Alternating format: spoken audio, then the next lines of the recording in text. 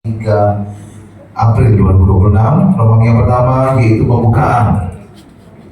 Mari kita semua memperingati hari Jumat Agung.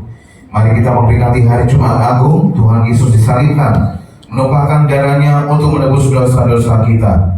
Kita memperingati Jumat Agung untuk mengucap syukur atas kasih-Nya yang besar, yang telah berkorban dan mati di atas kayu salib untuk keselamatan kita.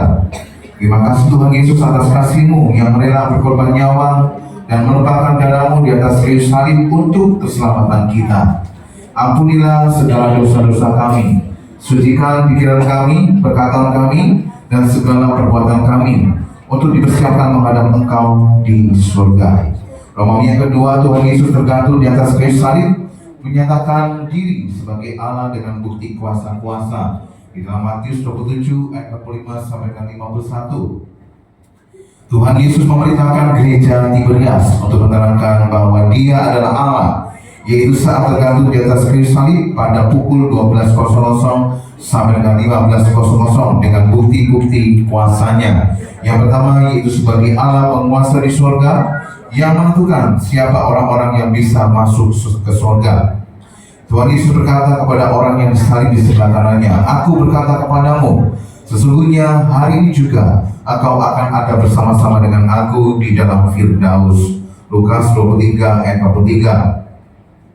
Poin yang kedua yaitu sebagai Allah, Tuhan Yesus punya kuasa mengampuni dosa-dosa umat manusia. Dan yang ketiga, Tuhan Yesus berkuasa atas alam semesta, berkuasa atas matahari dibuat gerhana kurang lebih 3 jam, dan berkuasa atas bumi, yaitu terjadi gempa bumi saat itu. Batu-batu berterbangan, dan peristiwa ini mengacu kepada ucapan Tuhan Yesus di dalam Lukas 19 ayat 38 sampai dengan 40. Kemudian Romawi yang ketiga, Tuhan Yesus disalibkan di dalam Lukas 23 ayat 33 sampai dengan 43. Poin yang pertama, Tuhan Yesus dimahkotai duri agar kita diberikan mahkota di surga. Mari kita semua suci pikiran.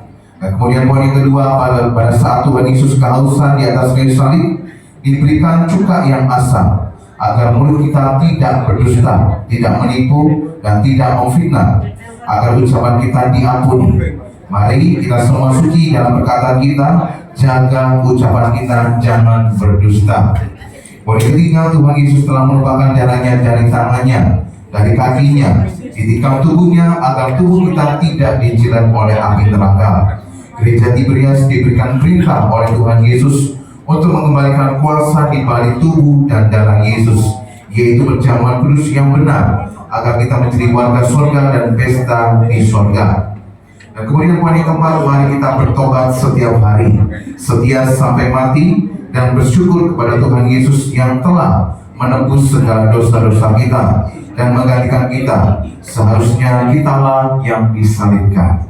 Kemudian doa penutupnya, Tuhan Yesus, kami berdoa agar kami hidup sepenuh-penuhnya di dalam Engkau dan hidup di dalam kekudusan, menjadi pelaku daripada firman-Mu, hidup menyenangkan hati Kau, tidak melukakan hati Kau, dan tidak melukakan hati sesama.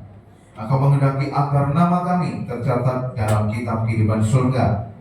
Kalau sampai nama kami tidak tercatat sesuai di dalam Wahyu 20 ayat 14 sampai 15, kami akan mengalami kematian kedua, yaitu lautan api.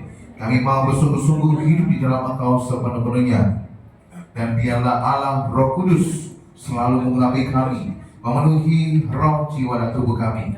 Dan dalam hidup ini kami mau selalu bertobat dan bertobat, belajar dan belajar setiap hari, belajar firman-Mu, mendalami firman-Mu dan melakukannya. Di dalam nama Tuhan Yesus kami percaya, kalau kami hidup sepenuh-penuhnya di dalam Engkau, maka terjadilah doa yang Engkau ajarkan sendiri, yaitu hidup kami di bumi seperti di dalam surga. Di dalam nama Tuhan Yesus, haleluya. Yang percaya bersama-sama kita katakan amin. Amin. Boleh kita berikan tepuk tangan yang paling meriah untuk anak kita.